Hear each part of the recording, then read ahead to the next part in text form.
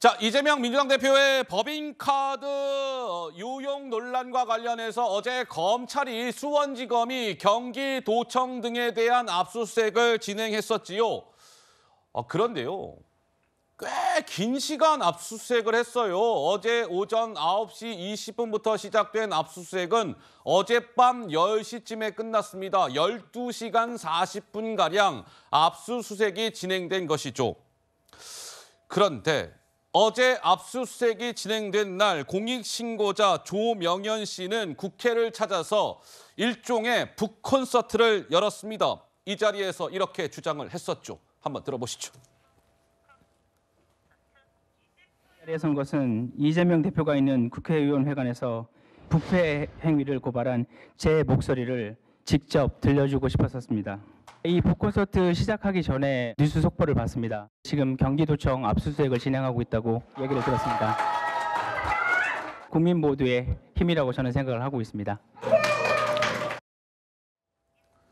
글쎄요, 근데 어제 저렇게 12시간 40분가량 검찰이 압수수색을 했는데 오늘 오전부터 추가 압수수색이 진행이 되고 있다고 합니다. 그러니까 이틀 연속 압수수색을 벌이고 있는 것이지요. 조기현 변호사님, 이틀 연속 압수수색을 벌이고 있다는 것은 그만큼 압수할 게 많다는 이야기인 걸까요? 좀 어떻게 받아들여야 할까요? 글쎄요, 저는 이번 압수수색이 납득하기가 어렵습니다. 납득하기 어렵다. 이미 이 법인카드 관련돼서는 상당한 수사가 진행이 됐었습니다. 4월에 압수수색이 있고요. 어제 김동연 이 지사의 말대로 14번의 압수수색이 있었습니다. 그러니까 남부청사, 북부청사, 도의회 등 해서 경기도에 관련된 모든 곳에 대한 압수수색이 있었고요. 그 이전에 이미 경기도에서 관련 배모사무관에 대해서 감찰을 하고 징계 혐의에 대해서는 경찰에 고발한 사실도 있습니다.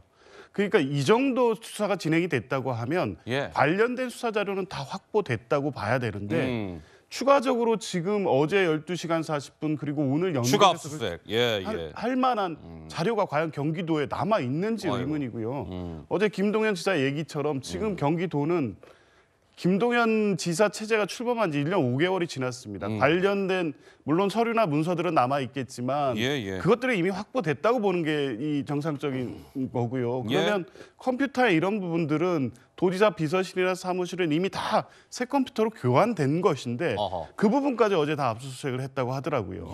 그래서 저는 실제 이 수사 목적보다는 이 이정석 검사 탄핵 이후에 이재명 대표, 민주당이 정치적 목적의 어떤 검찰 수사권을 방해하고 있다는 것을 상징적으로 보여주기 위해서 과도한 수사를 하고 있다. 저는 그렇게 봅니다.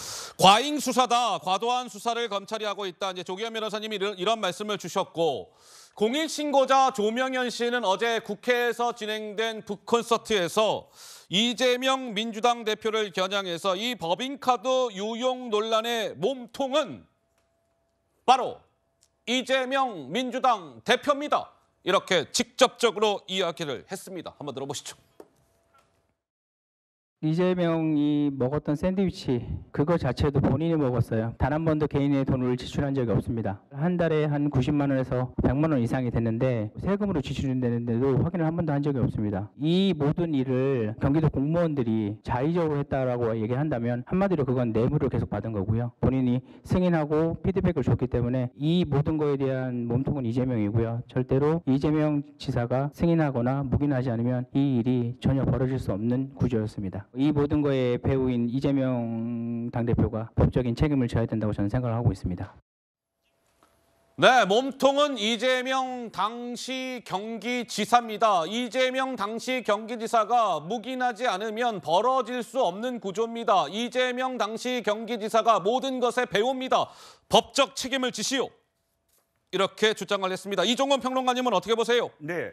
지금 영장과 관련해서 이전과 이후가 틀린 모멘텀이 하나 있습니다. 그게 바로 조명현 씨입니다. 조명현 씨가 지난 10월에 나서서 이 모든 것들은 이재명 지사가 알 수밖에 없다고 하면서 이재명 지사를 직계 합격했습니다. 지목을 했죠. 그때부터. 예. 그러면서 권익위가 그다음에 고발이 들어갑니다. 검찰을 통해서. 예. 그럼 그 이전에 사실상 경찰이 굉장히 덮었던 뭉갰던 어떤 순간들이 있어요. 지금은 수사가 이전에는 김혜경 씨와 그다음에 배모 씨, 배소연 씨가 공범 관계로서 그쪽으로 초점이 맞춰져서 수사가 진행이 되어 왔고 예. 압수 수사까지 있었다면 지금 검찰이 하는 것은 사실상 이재명 지사의 그런 여죄 여부를 따지기 위해서 수사에 들어간 것이고요.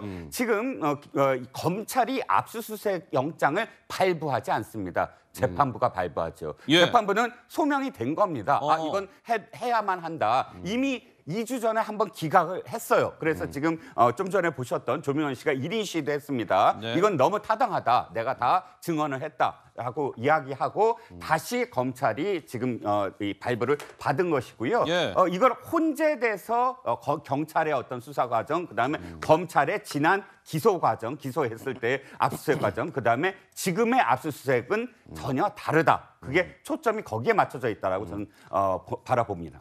근데 이제 이런 것이지요. 조상계 변호사님, 저 조명현 씨는 지금 나오고 있네요. 법인카드 공익신고자인데 조명현 씨가 실제로 뭐 그 당시 이재명 당시 경기지사가 될 수도 있고 뭐 김혜경 씨의 수행 비서를 했다라고 알려진 배모 씨의 지시를 받기도 하고 실제로 미션을 받고 움직인 사람이 실제로 본인의 얼굴과 실명을 까고 증언을 하고 있는 것 아니겠습니까?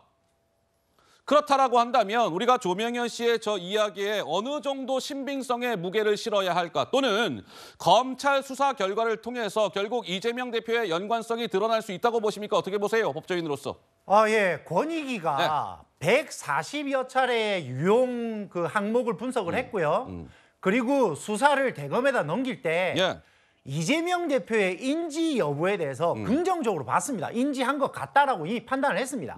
그거는 조명현 개인의 주장이 아니라 권익위도 그렇게 판단을 한 것입니다. 그리고 압수수색 저 부분은요. 조명현 씨가 검찰에 가서 참고인 조사를 9시간 받기 전과 후가 완전히 다릅니다.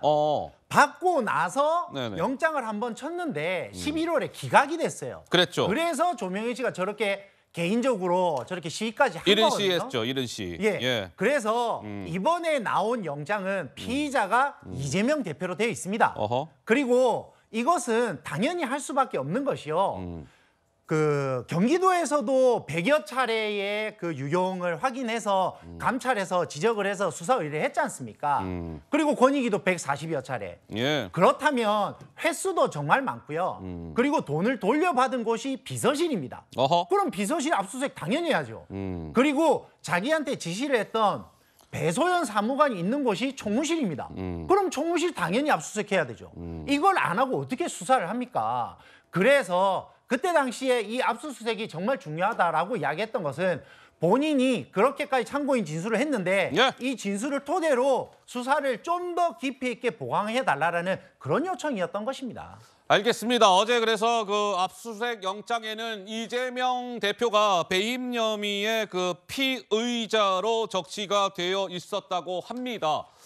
이틀째 지금 경기도청 등을 상대로 한 법인카드 유용 의혹과 관련해서 수원지검의 압수수색이 진행되고 있고요.